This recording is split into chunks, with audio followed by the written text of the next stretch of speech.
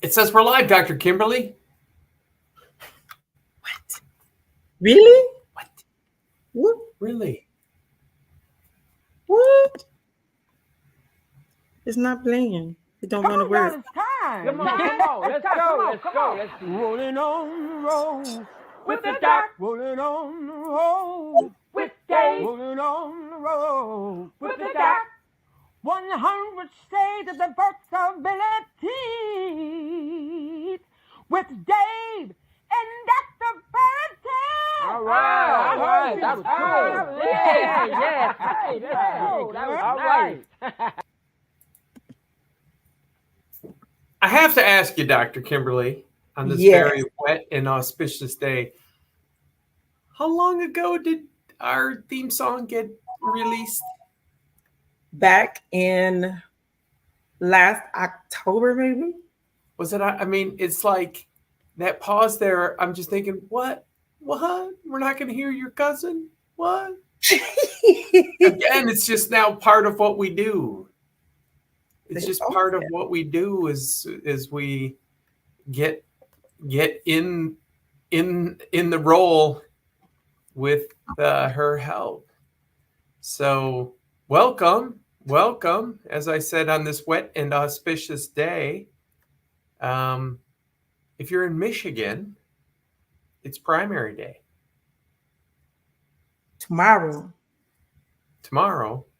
Today, Tuesday.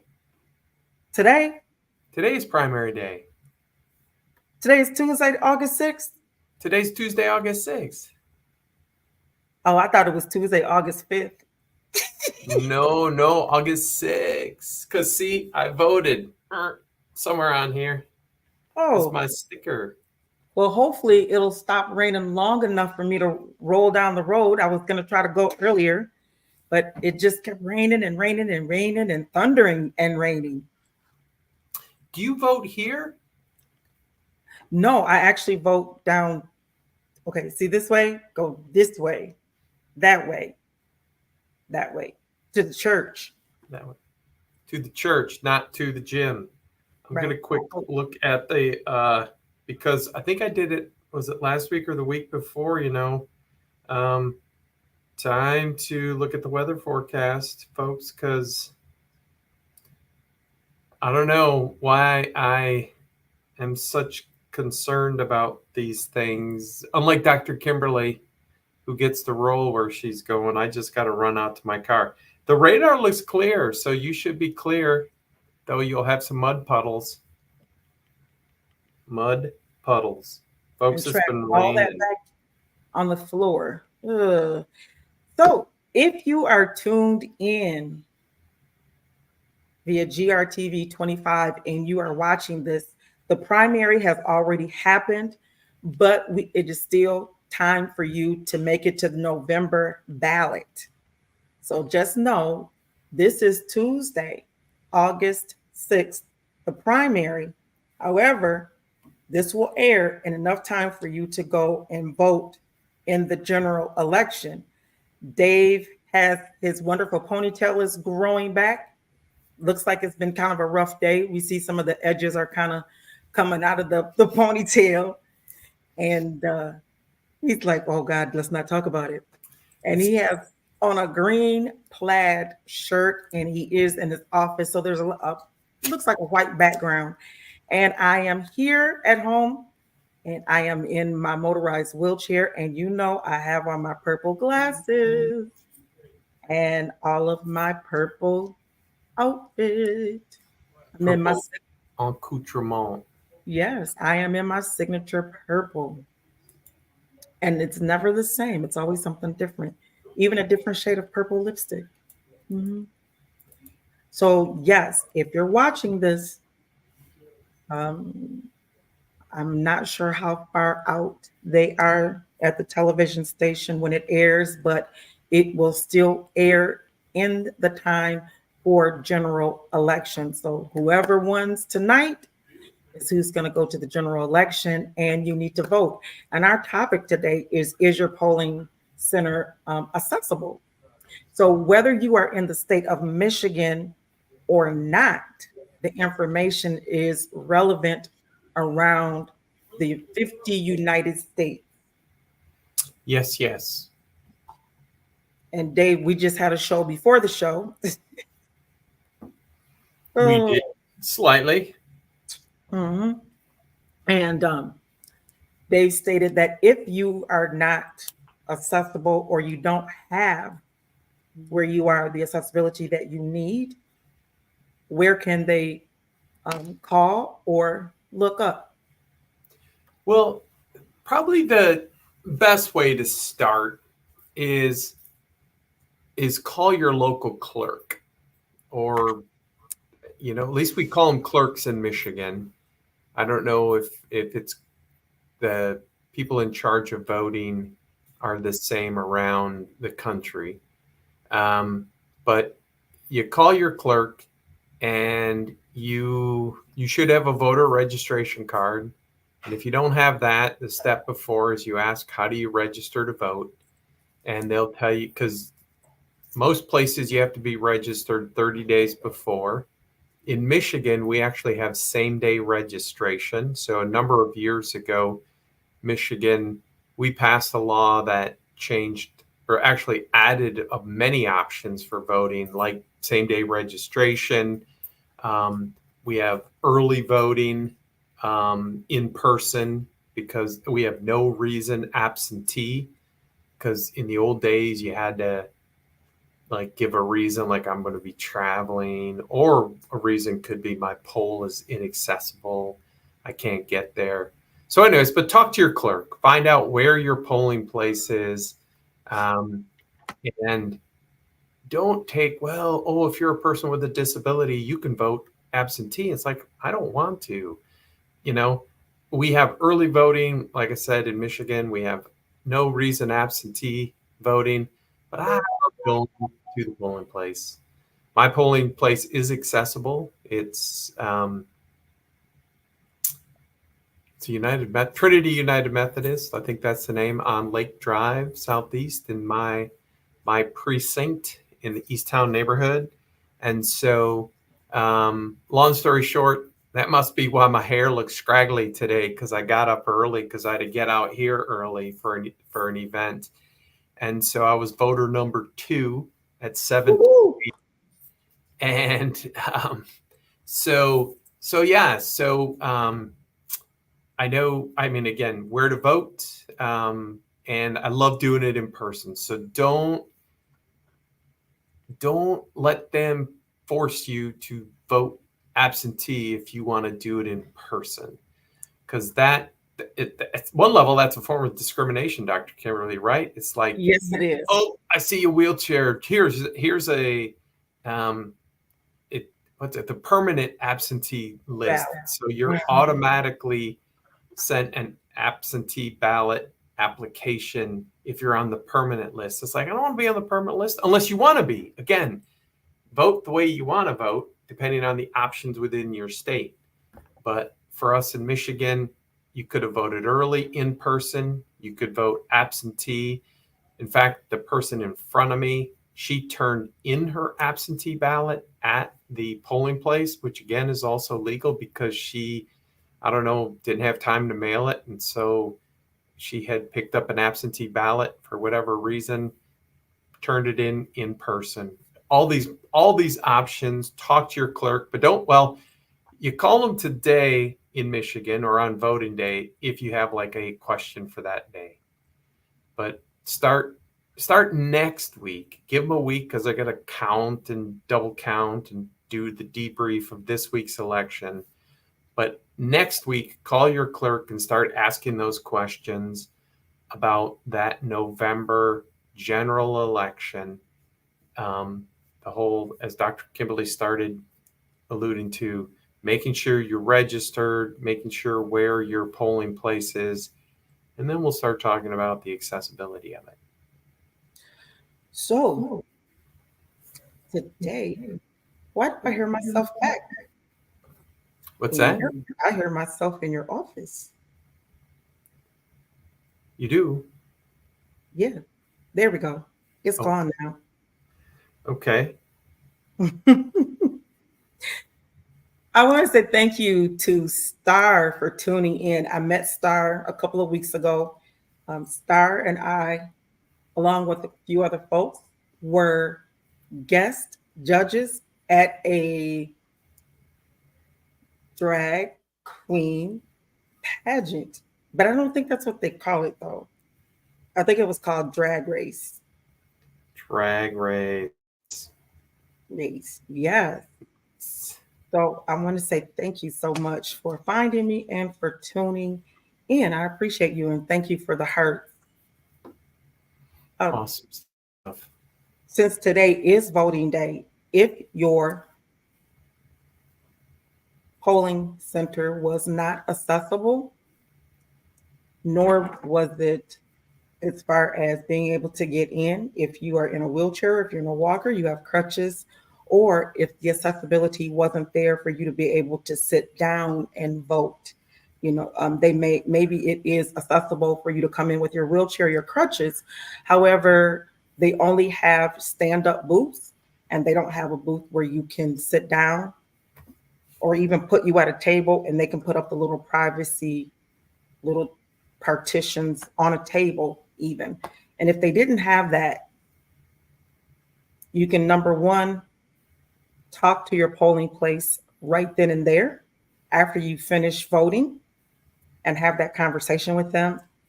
And if that doesn't work, then you can talk to the clerk about getting your space more accessible for you. And drum roll, please, contact your Center for Independent Living or your disability network in your area, and they can help you with that. Absolutely. And we've sent folks there. I'm just looking up, I look up these cool things that ilru.org,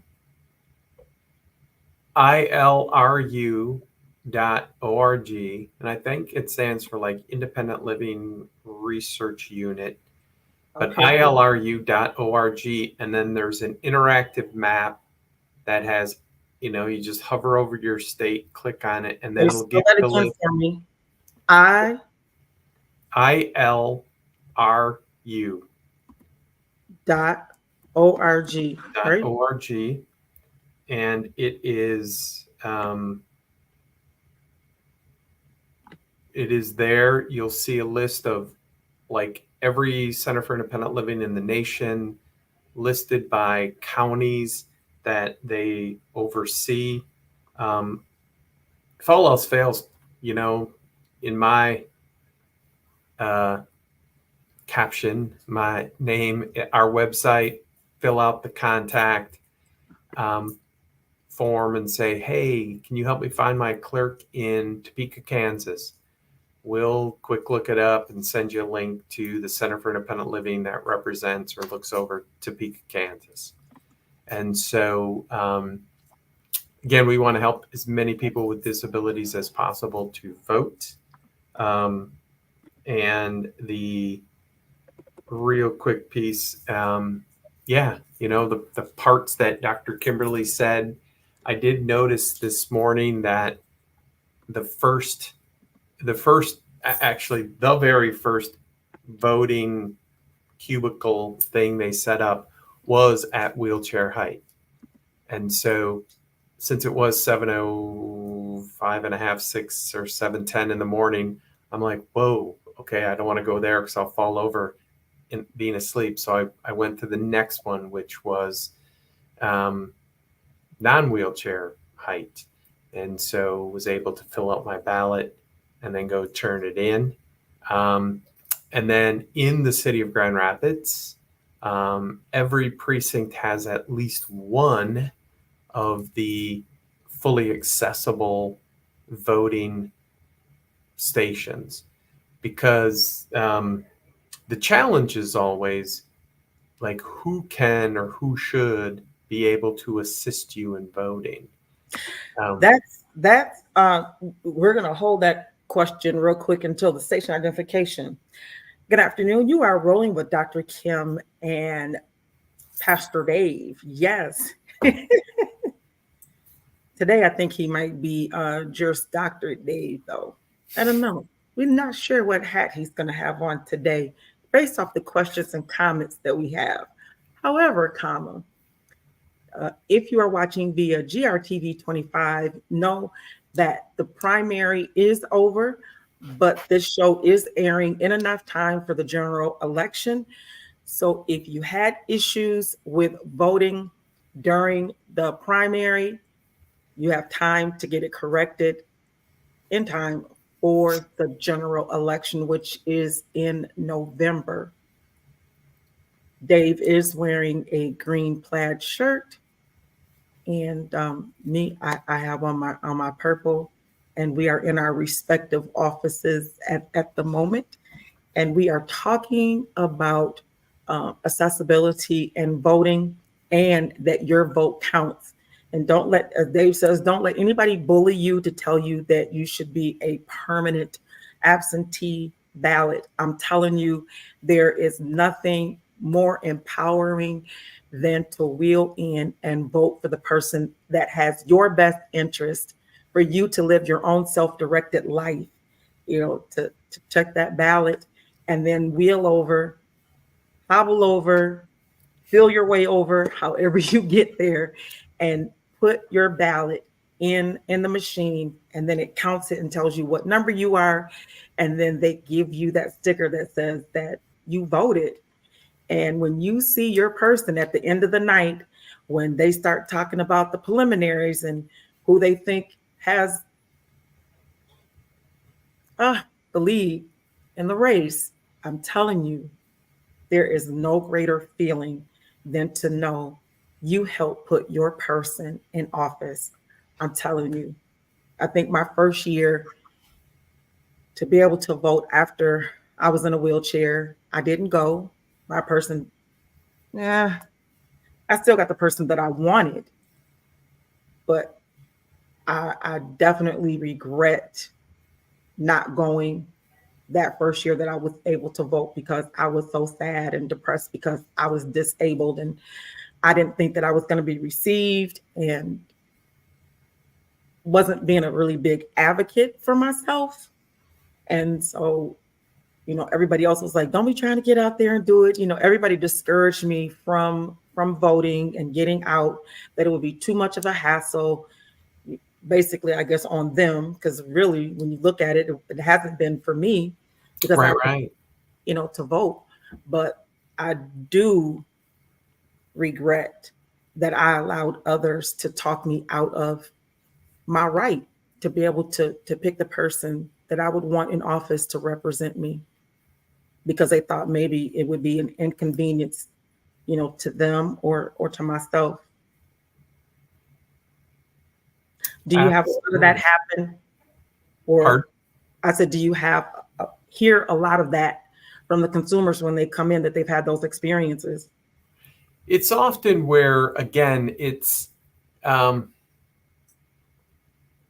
unfortunately, as humans, we like taking the easy path. What's the store? They even have an easy button. Mm-hmm. And sometimes it's easier for the clerk and the elections workers to not have to help you vote inclusively. And so, again, they're going to gently persuade you or forcefully bully you, or just sign you up for an absentee ballot, because then, again, and, it's just like in the old days in Michigan, you just said, yeah, I'm a person with a disability, and vote, you automatically get your absentee ballot, no questions asked. And so that's the biggest challenge. And then, of course, for the folks that say, like you, Dr. Kimberly, I'm going to go do it in person. It's my right. It's my obligation. I'm going to go do it in person. Then you get different levels of training on the accessible equipment, because I'm just going to say, for you, Dr. Kimberly, it's pretty easy, because as long as they have a ramp in, they have that accessible surface, and your smiling face, they I know they know you, and they're like, "Come on in, Dr. Kimberly," and that you vote and you roll on. Um, Friends who have vision loss and need to use the accessible voting machine, that can be a different question. Sometimes, again, and this, not trying to name the level of sophistication of a jurisdiction. So it doesn't matter how big or small the community is. Sometimes it just sits in the corner collecting dust. Nobody's trained on it. And somebody walks in who's blind. They're like, "Hey, I'm going to vote." And then they really start freaking out because they don't, um, people haven't been trained on it, or they haven't been trained well enough. I can only speak for the city of Grand Rapids, where I am a resident and a voter. Joel Hondorp, who's our clerk, is fantastic, training his poll workers, and teaching folks how the equipment works, having a line. So I mean, we're helpful. In my 29 years here, 29 years, we've been doing accessibility audits at the various polling stations. And again, 30 years ago, it was in school ABC, and school A, B, and C was built in the 50s, which means it doesn't have a ramp. And it's getting harder and harder to find a public space or a space open to the public that is going to be available from, 7 a.m. till 8 p.m. is voting time, but then they got to set up and tear down and all that. So, and they probably dropped things off yesterday or last week and all that. So it can be, a significant challenge for, as I noted, I happen to vote at a Methodist church as a polling place. When you wander in, church is kind of wide open. So, not to say voters are riffraff, but you don't know what riffraff's going to come wandering in, and do you have security? Or all that stuff aside, having these polling places, and I don't know if Grand Rapids has 100% accessible polling places. We continue to work with the city. One of our claims to fame, and it was probably 8 or 10 years ago, or even more, somebody was working at the polls, and they had 2 steps at the front door, and the person wanted to vote, and they're like, "Oh my gosh, what do we do?" And somebody said, "Call disability advocates." And we actually delivered a portable ramp so the person can get in and vote and leave. And so again, no idea who they voted for. It's irrelevant who they voted for. It's important that you vote, folks. Keep voting. Keep exercising your democratic rights. Some say they're rights. I say they're responsibilities. I agree. I like the term responsibility, because you can't get upset when you don't do anything about it. Yeah. And it's not the way that you want it to be. So from now till November, having conversations about voting, why we should, who needs to vote. Everybody needs to vote that is of the age of voting. An interesting point came up in last Wednesday's show is, what about polling stations that have now gotten overcrowded, and they have these long waiting lines, and there isn't a particular time of the day where it's less busy. They're busy throughout the whole day. And you have maybe some of those folks that might need to sit down if they've been waiting for a while. Is there a possibility at a polling station for you to go in and say, "Hey, look, just like we have handicap parking, disabled parking, how about on this line, we have folks that can't wait in line that long, or even have an express line, or maybe a couple of lines, or even having chairs, along out in the parking lot." Because that this particular polling place and one of the precincts that did the early voting was pretty crowded, and there were folks that really couldn't wait that long, so they got discouraged and said, you know what, skip it. And then, of course, we hope that they're back today to vote. But if it's a busy polling site, Yeah.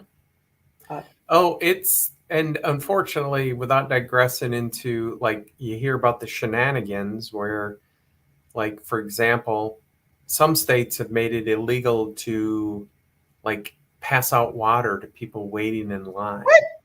Oh yeah. Oh yeah. You cannot, like, if you once your person gets in line, you just can't help them because you might, like, again, they might think, oh, the dude's got long hair. He must be a Democrat. So the Democrat is helping me with water. So I'm going to vote for Democrats because they're so helpful. And we don't want to, like, to prejudice influence anybody's vote. Okay. Exactly. So, but that's the way to do it. But I believe it's not cynical. It's real. It's like kind of what you just pointed out, Dr. Kimberly, that they just want to discourage people from voting. I mean, again, the stories are massive out there about, especially a lot of inner city precincts where, you'll have a suburban precinct, middle class, upper middle class, predominantly white. They'll have 40 voting machines. And then you go to an inner city precinct, predominantly lower income folks, people of color, and they got like 2 machines. And people are lined up for hours. And the other one, you just kind of wander in and I don't have to wait. Like this morning, guess what? I had no wait at 7:10 in the morning. But who's getting up at 7:10? And Well, so all that. There's never a wait at my precinct. And yes, we do have a plethora of machines. And yes, we do have varied ways of voting that are accessible. Yep. Because there are, I think that my precinct has, what do I want to say, looked over who comes in and votes and made decisions based off of those folks that come in and vote. And they've made it easier for them to come in, because I definitely have more folks that are retired in my area. Yep. And so the voting center is more geared towards those that may need extra help. Yeah. And I was kind of chuckling to myself when you were saying to have the speedy line or a short line for folks who can't stand that long, or for whatever reasons, can't wait that long. But also I was thinking, if you have a small child, because you're not going to wait in line with a couple, 3 little kids. No. And so I was chuckling because, like, I might have to borrow one of your grandkids. Yeah, babysitting here. I got to get to the front of the line. Help me out. Because, not to say your grandchildren aren't extremely angelic and extremely well behaved, but any little child is going to become antsy after 10 minutes waiting in line, and then 20, and then, because it was, what year was it? Hi, Jason. We want to say hi to Jason Lee, who's watching. Jason, Hello. I know Jason has some visual impairment. Do you want to share some of your experience? Have you voted, or do you vote by absentee ballot? So if you want to type in the comment section, I'd appreciate it. Or if you have someone to assist you with, And it's, how to say it, that assist, because I like to say to people, vote early and often. And that was, like the joke from Chicago in the old days, people, you could vote often, and all of those shenanigans. Folks, there has been like zero, it's not zero, but it's like 2 or 3 2 or 3 total incidents of voter fraud in the 2020 election across the nation. A lot of allegations, zero substantiation of fraud of other than 2 or 3. And the people who were convicted of voter fraud actually voted for the person who said he was cheated. Different story. But this idea of like, we're trying to keep the process so safe and only you, but then the challenge is like, and again, asking your clerk, are you, because the most important thing you have to do, of course, Dr. Kimberly alluded to it, is you got to do your research and find out, like, what are the issues you care about, and talk to the candidates, reach out, call them, ask questions. What do you think about this issue? You know, like, I care most about. I have it right here. They just came today. Let's see. Boop. Beep, beep, beep. I'm back. I meant to have them right here, but they were on the other side of my desk. Jason said that he had help voting and he did it by mail. Okay. And again, it's those pieces, and probably somebody had to sign that they helped, because of course, this was a long time ago. A guy I knew who he basically voted for his 90-something-year-old mother, got an absentee ballot, and he just filled it out. And it's like, of course she's going to vote this way because she always votes for this party. So those small shenanigans, I mean, is that technically legal, illegal? I mean, the adult had their own ballot. Who really filled it out? Nobody won or lost by one vote that election, so that person didn't impact it. But to say that, make sure you understand what the legalities are for the assistance you get, because some states are even making it illegal for people to drop off your ballot for you. It's just really, again, talk to your clerk. I'm serious, Dr. Kimberly. Again, it's ways to discourage people from voting. So well, I request an absentee ballot and I can't get it through the mailbox. What's dropping it off? I mean, now a lot of communities have drop boxes. Yes. Unfortunately, because of COVID and other reasons, the mail is slower than it used to be. I mean, back in the old days in Grand Rapids, if you dropped something off by midnight downtown Grand Rapids, it would be delivered anywhere in the Metro 6 the next day. Jason said that he didn't like voting because of how he was treated. Oh, in person? Yes. Jason? So, yeah. So we have, here we go. We have vote yes on the August 6th for the Kent County Sports and Entertainment Facilities proposal. We have vote yes to renew the early childhood millage. So those are. Yep. And here we can show those things, and we can even say vote yes, because as nonprofit types, you can say vote yes or vote no on ballot initiatives. Yes. And so that's a ballot initiative here in Kent County, Michigan, to renew our early childhood millage. I personally and professionally think it's an awesome thing because it helps children 0 to 5, making sure they're getting ready for kindergarten, first grade, and helping first-time parents, second-time parents figure this thing called parenting out. A lot of home visits, play groups, things that, I don't want to say we take for granted, but we can't. And so that's what this investment is as a community, because the kids who are 1 today are going to be caregivers and doctors and nurses in 20 years. Jason said, he corrected me. He said, no, he didn't do it because of the way he was treated at work. So got it. So Yeah.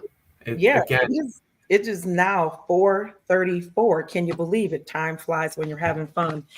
And we want to say thank you so much for tuning into Rolling on the Road with Dr. Kimberly and Dave. And when you see this on GRTV 25, today is Tuesday, August 6th. Today was the primary. However, this show will air on GRTV 25 prior to the November election. And we need for you to check your polling place. If you did not vote in the primary, you can still vote in the general election.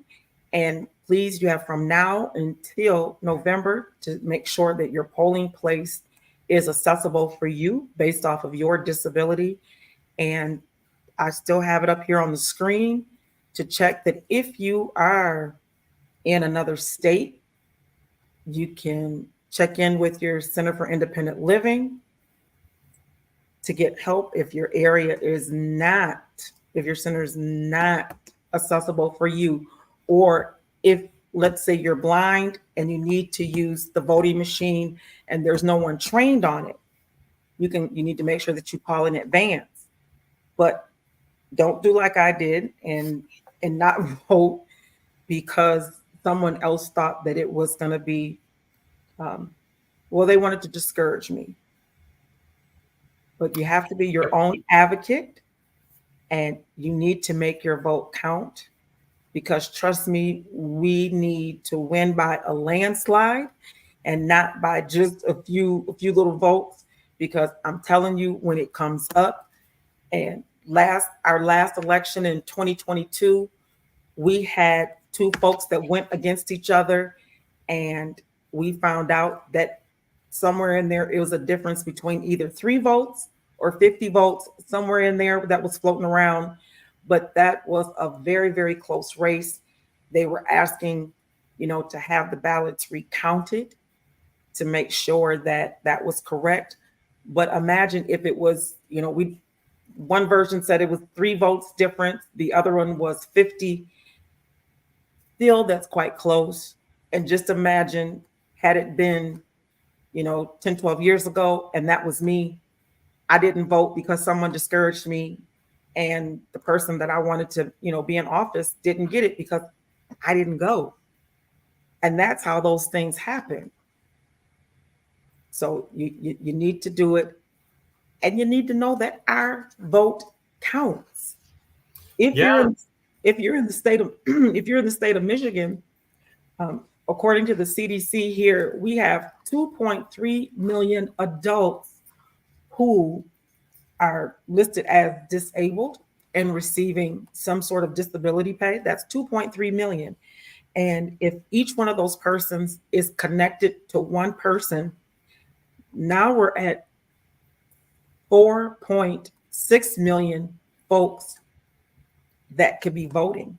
That's not even including the parents of children who could be voting. So we definitely have a powerful tool, and we have a huge community, huh?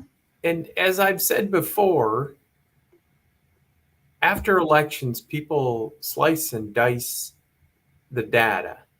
They're always trying to figure out with exit polling who people are. Again, they're trying to pigeonhole us mainly for okay reasons, sometimes for good reasons, and sometimes for nefarious reasons. Mm-hmm. But today's first shameless plug, I started using a new search engine called Perplexity.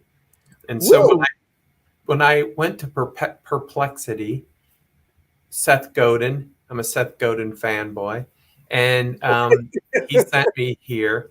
And I asked the voter turnout of persons with disabilities. And real quick stats, in 2020, the voter turnout for people with disabilities increased significantly as compared to 2016.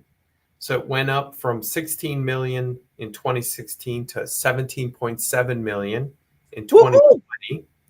And the gap, though, between the voter turnout percentage of people with disabilities compared to people without decreased slightly from 6.3%. So 6.3% more non-disabled people vote by percent.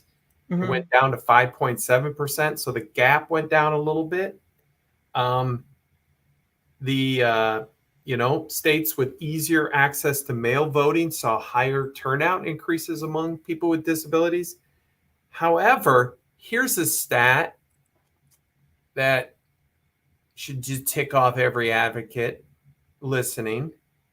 While progress was made, about 1.95 million voters with disabilities, almost 2 million voters with disabilities across our country, still experienced some difficulty voting in 2020. Continuing to improve accessibility and voting options could further increase turnout among this population. You think? I mean, almost 2 million people still experience difficulty. Talk about, I hate using shame, but by golly, we as a nation should be ashamed that 2 million people tried to vote and they said, yeah, it was difficult because of my disability. Jessica's on here. Hey, Jessica Strands. Can you tell us if you've had a really good experience with voting or not, if you choose to share? If not, I understand. But thank you so much for tuning in today. She is the volunteer extraordinaire. I just love her. Nice. Jess is fantastico. Thank you for joining us, Jess. And so, yeah, back to stats, and more stats. I want to know because there isn't a place for you to check to say that you're disabled. How do they get those numbers? Oh, they do it again with exit polling. They do it, other ways to reach out to folks, and they're always doing the research. Okay. A good friend, Diane Fleeser, who used to be the executive director of Disability Network West Michigan in Muskegon. She's finishing her doctorate. And part of her doctorate is to look at things we've talked about numerous times on this show, the disparities in access to vaccines and other help for COVID based on if you're a person of color with a disability compared to a person not of color, i.e. a white person with a disability, and what are those differences? And she found this wicked cool treasure trove of data. Whoa. I think it's at the University of Kansas. And it's just, it's this ongoing study. And then, of course, they've got the statisticians who are doing the, and because folks, when you hear about it today, there'll be a new poll and they'll say, so-and-so's ahead by 1 point, but that's within the margin of error, because no poll can be 100% accurate. And of course, without digressing too far into the accuracy of polling, because most of us have these things, i.e. cell phones as opposed to landlines, less people answer polls than used to. So the validity is getting less and less, and the margin of error then increases. One of my favorite is I saw there was a statistical survey done about seniors in Kent County. This was many years ago. And like it said, 42% of seniors love the color purple, like whatever the number was. Right. And then down on the bottom in this column, it said the margin of error is plus or minus 40%. I'm not joking. It was like the margin of error is like it. So in actuality, it could be from 2 to 82%, but we, and so all of that polling, there's people researching this, asking folks with disabilities, and then they extrapolate up, that a lot of times you'll see polls that say this was a poll of 600 registered voters, because once you get to 600 or 1200, your margin of error doesn't decrease much. So it's like you can stop asking and go on to the next thing. So I mean, and again, it's more than a science. It's a huge industry related to polling. How do they ask questions? It's without, again, we could have a few. I think, Dr. Kimberly, we got to make time. There's a guy, and his name is Bernie Porn. True story. He's an Aquinas College grad from here in Grand Rapids. Mm-hmm. He is Epic MRA is his polling company here in Michigan. He's been polling for a long time, and he knows how to slice and dice the data to be as accurate as possible. Because again, if he says, whatever, 42% of seniors love the color purple, and so 42% of this that you order, 42% of your stock is in the color purple, and all of a sudden nobody buys purple, you're like, Bernie, your polls are terrible. I'm never going to hire you again, right? Mm-hmm. So if he doesn't have good polls, people don't call him for more work. So all that being said, this was a long answer to say, how do we know that 1.95 million Americans with disabilities expressed difficulty in voting in 2020? A lot of research and extrapolation, but it's research, and I'm going to guess it's plus or minus 2%. So it could be over 2 million or just under 1.9 million is going to be the true number. But I'm just saying, if it's more than a few hundred, it's a shame. This is true. We want to say hey to Hugh Randall for tuning in. Thank you so much, Hugh, for tuning in. And it is now 4:46, and we want to say thank you so much for tuning in to Rolling on the Road with Dr. Kimberly and Dave. Today is Tuesday, August 6th, and if you are watching via GRTV 25, please know that you've missed the primary. However, please go out and vote. Please, please, please vote in the general election. Mark your calendar right now. Don't feel bad for missing the primary. Go right to your calendar, November 5. Mark like October 15th, because that's, I can't remember exactly when early voting starts. Mark your calendar for, I think it's two weeks. Yeah, at least 2 weeks. Mark your calendar for next week, Tuesday, which would be August 13th, to call your clerk. Remember, don't call your clerk this week. They're too busy. Call your clerk next Tuesday. Say, hey, what do I need to know about my polling century? My polling. And the fun thing is, I forgot to finish my comment about the Chicago early and often voting. I get distracted. Did I mention I got up way too early to vote today? Yes, you were there at 7:10 in the morning. Did I say that already? Yes, sir. And I forgot my nap this afternoon, so I'm tired. And so anyways, I tell people you can vote early and often, and here's how. You vote early because you get absentee ballot, vote early. And to get often is you remind people to vote. So you get a credit in heaven. So like if I called Dr. Kimberly yesterday and said, hey, Dr. Kimberly, remember tomorrow's voting day. Don't forget to vote if you haven't voted already. And I text a few dozen of my friends, remember to vote tomorrow. Or last week I would have said, remember to vote next week, or go to early voting this next weekend. And every one of my friends that would not have voted, had I reminded them, I get a little gold star in heaven, in voter heaven. So you get great credit, and that's how you get to vote often. And again, it's you yourself, don't get me wrong. I'm not encouraging you to illegally vote more than once. You legally vote once and only once. We're going to get audited. You get often credit by reminding your friends to vote. So put it on your social media, call your friends, say, get out and vote, because the more of us who vote, the better our country will be. Absolutely. I just want you to know that it was really creepy because there was all this light and you're talking and all of a sudden the lights just went out behind you and it's like, oh no. We have motion detectors, for Yeah. for saving electricity. So if there aren't humans dancing around in the hallway, they get turned off. And it's almost 5 o'clock here in the East Coast for those watching in other parts of the world, and watching delayed. 5 o'clock. Things get quiet around here at Disability Advocates. Hopefully nobody's napping and they wait till they get home.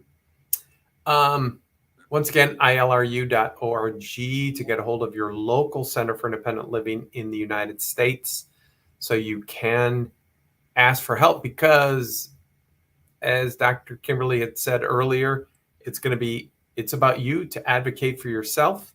However, when you're advocating for yourself, you get other people to help you, support you, and to go with a group. But you're going to be speaking for yourself the whole time, though you got people behind you helping support you get to that microphone. And it could be a mythical microphone, because if you're just talking with the clerk or the deputy clerk who's in charge of voting, ask those questions, ask for help, see what they say. Always ask, hey, can you put that in writing and email it to me? Because then you can forward it to your CIL and say, hey, here's what they said in writing. Because, and I know clerks wouldn't say this, hey, I didn't say that to you. So Right. quick, put that in writing, because my memory's not what it used to be. I don't have a pen. Can you just quick and email it to me? Here's my email address. So get it in writing, check it out. That's the voting process. So, we've been focused mainly on the voting process, and we've mentioned it just once, twice. Do your research about candidates and issues, because a lot of states and localities are going to have different ballot initiatives. Dr. Kimberly held up the flyer. Here it comes again for the early childhood Ready by 5 millage. That's a issue. We also have an increase in our hotel motel tax on the ballot today. There it is. Vote yes August 6th for the hotel motel tax, so that we can build a new soccer stadium and maybe a few other things that will help increase our community. Did I tell you my cool idea about the soccer team, Dr. Kimberly? Hey, I am just like, folks, I really haven't been drinking today. I'm just He's just punch drunk tired. And he's just like, and so here, sorry, You know what? folks, You know I what? have Guess to what? disclose publicly my allegiance in the NFL, the National Football League. I love the Green Bay Packers. Sorry, people who are in Michigan, I still love you. I've loved the Packers for 50 plus years. And the cool thing about the Packers is they are owned by the people of Green Bay. And so a lot of times people complain about professional sports teams. It's just kind of like a billionaires club, the owners. But one team, the Green Bay Packers, is owned by the city of Green Bay. And so I'm thinking, like, I'm in favor of this tax increase to pay for this soccer stadium. But why don't we, like, us citizens own the team, not just a local, very wealthy person, because you got to be a wealthy person to buy into professional sports now. When you read the headlines about like a sports team that a billionaire bought for a few $100 million 10 years ago, and now they sell it for a few $1 billion. Unbelievable, Dr. Kimberly. But back to today's issue, folks. Sorry for that quick diversion. No, he's not. Because it has to do with voting. And do your research. So we're just telling you that we can tell you yes to vote yes on both of these issues, but we cannot tell you, not on this show today. Now, not on this show today as a nonprofit. But tomorrow, that's different. But today, tomorrow and after 5 o'clock or on a coffee break, I can give you my personal opinions, but never my professional opinion as a disability advocate employee concerning any person on the ballot, even the nonpartisan part in the city of Grand Rapids. We have a mayoral race, and it's nonpartisan, but that still is a person. So I can say vote yes on the early childhood millage, but I And for cannot the say visitor-funded community assets. exactly. But I cannot say, oh, a huge vote yes. Folks outside of Grand Rapids is vote yes for the Kent District Library. Oh my goodness, somebody made a mistake last year in the ballot language. And last year they actually approved a slight reduction of their tax level. And it was like a 10-year millage for the Kent District Library. The Kent District Library is such an awesome organization. They were here for the ADA celebration. Oh my gosh. And So I haven't got it posted yet, and I know the guy is probably looking for it, but their I don't want to their bookmobile is accessible. So they have a lift on the back. So we did this whole big film thing where the lift brings me up. I roll can you into believe it? I A get to bookmobile roll with a into lift. bookmobile. And I remember I lived over by Ottawa Hills um, Elementary School, over in that area on the other side of by St. Stephen's and Yep. East On Town, Hall and Giddings. East Grand Rapids. And I Yep. live on Ethel Street, which runs straight from East Town all the way up to going into Ottawa Hills. And I just remember in the summertime, that was my favorite thing to do. In fact, I still have books from way back when in my bookcases. So this is not a fake background. This is my real house, my real home. It is. And I still have books that at that time you were able to keep a book and then, they would come back and you would, bring one back. But to now, some 50 some years later, to be able to still get in there on the lift, it was just phenomenal. Just phenomenal. Again, I was speechless, which at this moment in my life, you're amazed that I could even be speechless at any time. When I saw that lift at the backside of their bookmobile, it was like, oh my goodness, a bookmobile with a lift. Yes. And of course, the Kent District Library is like, well, what else would we do, Dave? They have such awesome inclusive programs. Just an awesome organization, Kent District Library. But unfortunately, somebody like miscalculated which year their previous millage ended and the new one started. So they have a 1-year gap.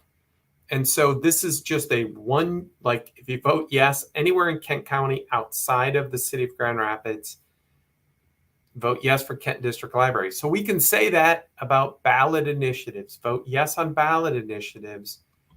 We cannot say, vote for any particular candidate, be a nonpartisan judgeship, a nonpartisan city municipal race, a partisan race.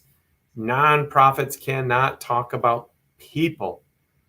You can talk to your people about issues. Like we could send out, you'll see, and maybe we'll do some of this in October, where you can send out a questionnaire to candidates and you then can publish their answers to your constituents. And so, I mean, back in the old days, because it was actually Bill Hardiman versus Steve Pesca for state senate back. Oh my gosh, yes. And so we had a newsletter and we asked them each like 3 questions. They both answered the questions and we printed it in our newsletter, what each one was going to do. Unfortunately, sometimes like the Rapidian, which is an awesome citizen-run newspaper, also like under the umbrella that GRTV is under. So the Community Media Center, they do GRTV. You might be watching us on GRTV right now.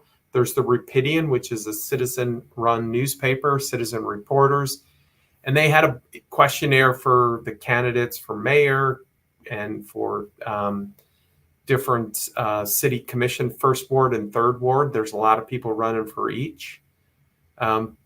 My friend Mindy Isasi, who's second ward commissioner, is running unopposed this year, so for her reelection. So, so there's you know that Reggie's running for third ward. He is a friend of ours, Reggie Howard. We're not no endorsement there. We're just stating a fact. Anywho,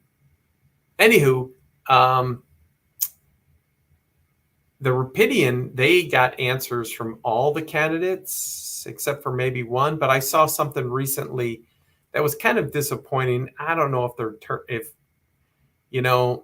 it just like candidate did not reply before the deadline was like the response for half of the candidates, that they just didn't respond. And sometimes, I mean, it's like, do you think, it's a group that if you speak your truth, they're just not going to like you anyway. So why rile them up? So you don't respond. But I don't know. I used to have fun answering those things because, again, it's just opportunity to tell people what you think.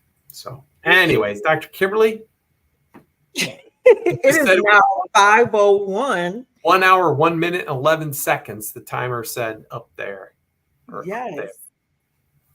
So if you missed today, you still have time to vote in the general election. So make sure that whatever your accessibility is that you need, that number one, you start with your polling place. And then number two, if that doesn't work out, go to your clerk and simultaneously go to your Center for Independent Living. And there's the link right there on the screen. And it is your responsibility to put the person who best meets your needs for you to live your best self-directed life in office. It's your responsibility. Awesome. So we'll see you on tomorrow with Rolling with the Doc. And we'll see you on next week with Rolling with the Doc and Dave. Woo! And I'm going to go take a nap.